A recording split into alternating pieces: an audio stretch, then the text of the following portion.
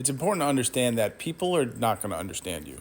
And if you struggle with anxiety or depression or whatever it is that you're struggling with, people, they're not going to get what's going on internally. So they're just going to slap labels on you. They're going to call you lazy. They're going to call you a bum. They're going to say you don't try hard enough. You don't do this.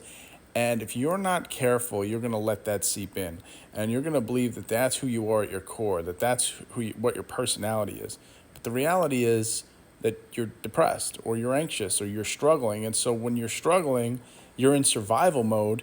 The reason you're not motivated, the reason why you're not excelling and doing things is not because you're lazy. This has nothing to do with laziness. This has to do with the fact that your brain and your body just can't handle it right now. You're just trying to make it through the day. And no one else sees that. All they see is the outcome. They see the output. So they see that you're not crushing it the way they think that you should be crushing it. So that's what they're going to do. They're just going to call you lazy. It's your job to make sure you don't start calling yourself lazy, because that is not the truth. Now, that doesn't mean you don't work on yourself. Obviously, you got to work on stuff, right? If you're depressed or anxious, whatever it is you're struggling with, you still got to try to get better so that you can put a life together.